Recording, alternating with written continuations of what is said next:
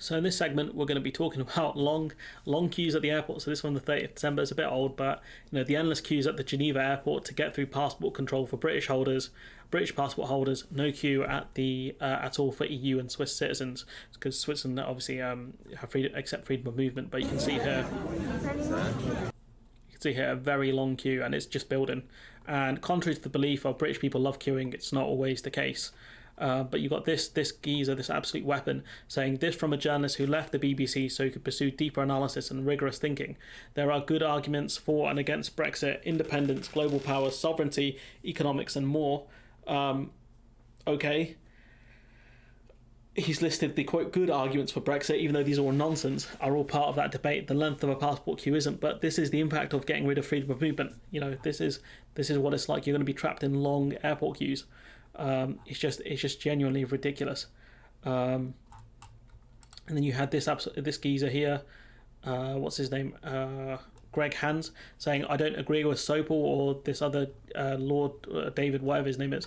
The length of the queues at passport control doesn't matter, but the answer isn't to rejoin the EU. The answer is to lobby Switzerland to allow UK citizens to use the e-gates as we allow Swiss citizens to. Surely, when you come up with the agreement, or when you said to the Swiss, you can use our e-gates, surely you should have asked them to reciprocate. No,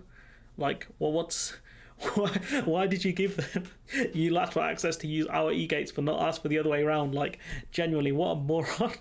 What a moronic country we are. You've even got, Frosty the No Man, as you call him, or as I call him, the Iceman, coming in saying the length of passport queues does matter, but nothing like as much as democracy and self-government, which is what we get from leaving the EU. Greg Hans is right on e-gates. We did explore mutual use of e-gates with the EU in 2020, but they weren't having it. We did it anyways. So we did it to keep our queue lengths down, because otherwise, we'd have to hire more staff and whatever in the airport. But, the EU didn't have to reciprocate. This is what happens when you take back control. You're in charge of what happens. And, for us to unilaterally give away, use of e-gates, it's just weird. Again, I don't know the full reason behind that. I reckon it's just to keep the queues down and kind of help with British tourism. Because why would you go to, say, London or Manchester when, as an EU citizen, you can go anywhere else in Europe for the most part and not have to deal with endlessly long queues? Maybe that's the reasoning.